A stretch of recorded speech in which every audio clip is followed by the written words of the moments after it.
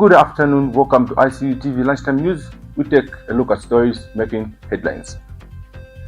$4 million deals end CHINGOLA mining dispute. Vice President NALUMANGO hails church efforts in women empowerment. SANGWA condemns constitutional review process and calls it deceptive and irresponsible. In international news, US and China agree framework of trade deal ahead of Trump-Xi meeting. And in sports news, Copper Queens seal AFCON 2026 qualifications. With the news in details, my name is Charlie Kunta Chibwe.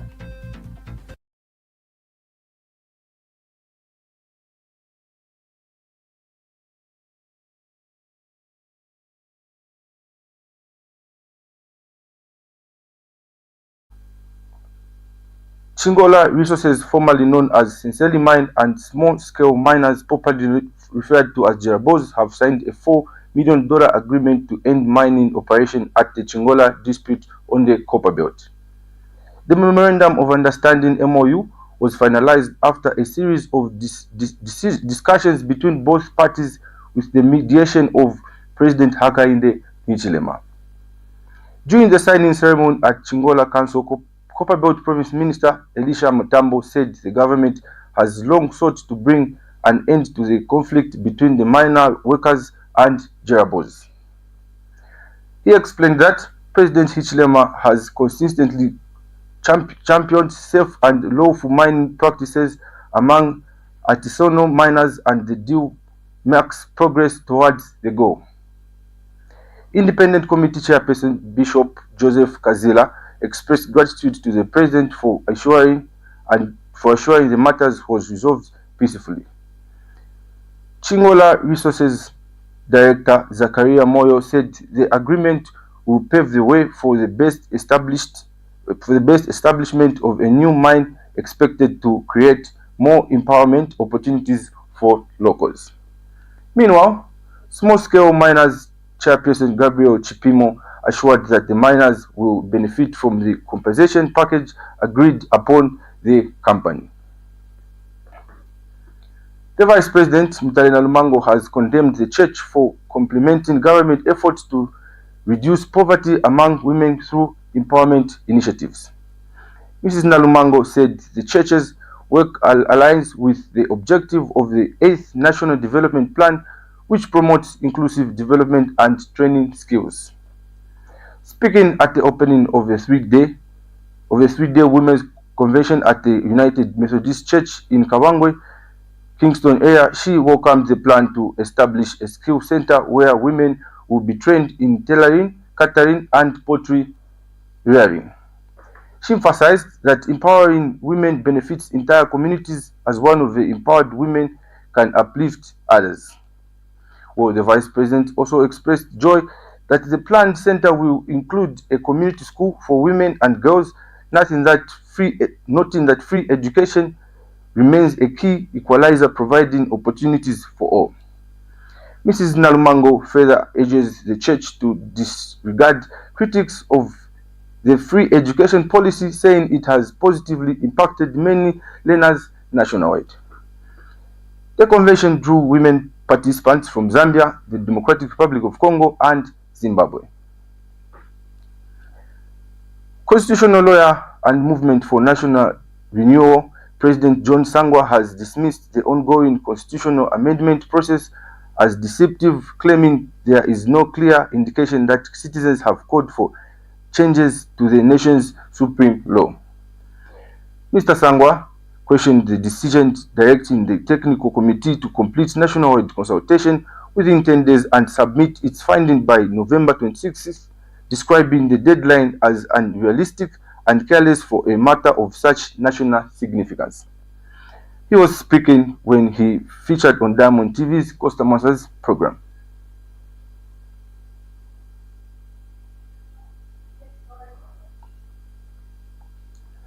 The Ministry of Health, in partnership with Rotary International, is stepping up efforts to end polio in Zambia. This comes as the country joins the rest of the world in commemorating World Polio Day, where health officials and stakeholders reaffirm their commitment to eradicate the disease once and for all.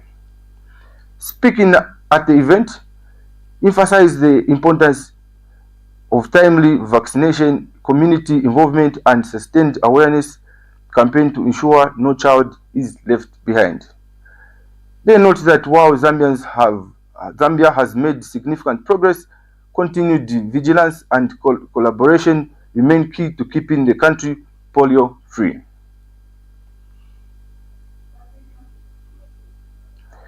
We take a short break. We'll be back shortly.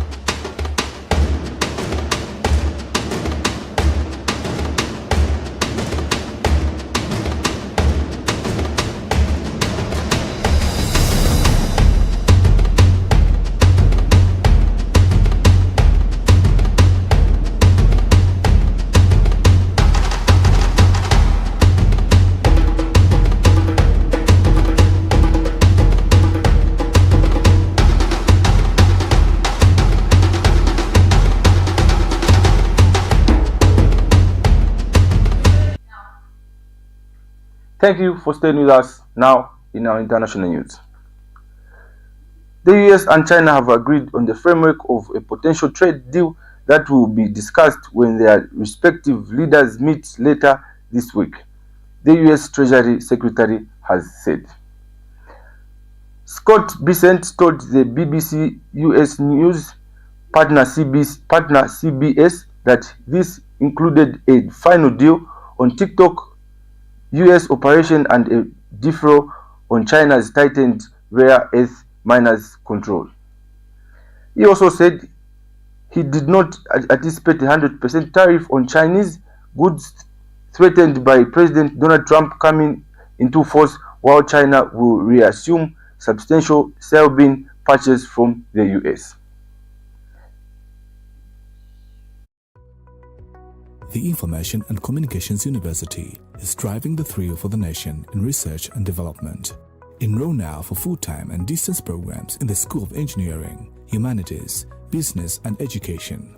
To apply, visit our website at www.icuzambia.net or call us on +260 211 221 662 or 0966 342 359. Sponsorship is available. Enroll now.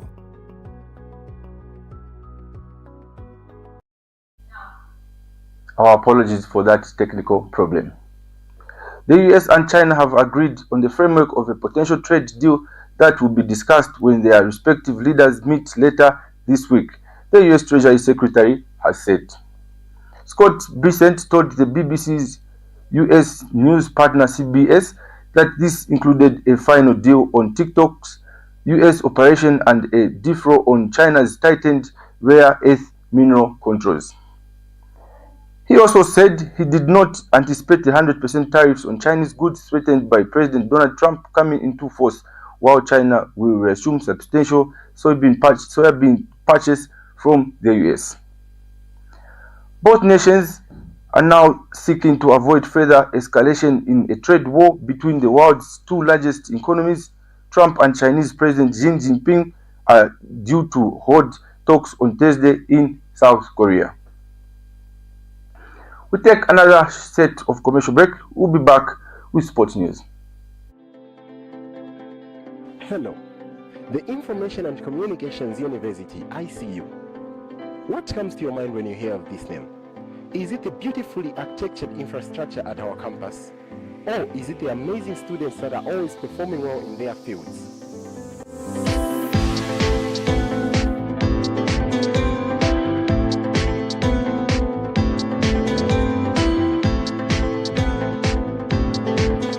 My name is Zimba Emmanuel, and I present to you Alumni Chronicles, a program that gets to look at all students that have passed through the corridors of ICU and are making an impact in society today. Join me every week as I sit down with former students and get to listen to them, what they have to say about life after they've been through the university. Remember, it's ICU TV every week.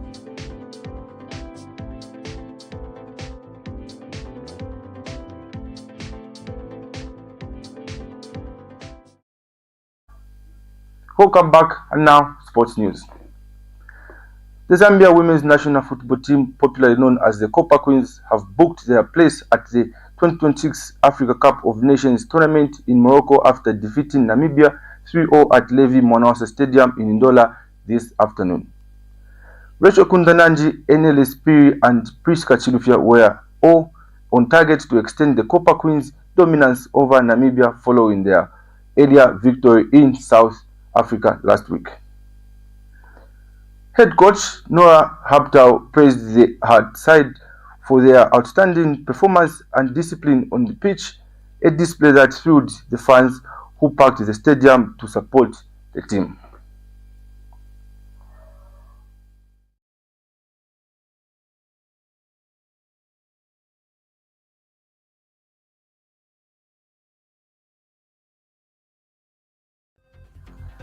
That sporting item brings us to the end of the news. A quick look at the stories that made headlines. $4 million deals ends CHINGOLA mining dispute. Vice President NALUMANGO hails church efforts in women empowerment. SANGWA condemns constitutional review process and calls it deceptive and irresponsible. In international news, US and China agree framework of trade deal ahead of Trump-Xi meeting. And finally, in sports news, Copper Queens seal 2026 AFCON qualification. Thank you for staying with us. Stay tuned for our main news at 20 hours. You've been with me. My name is Charlie Puntachiwe. Good afternoon.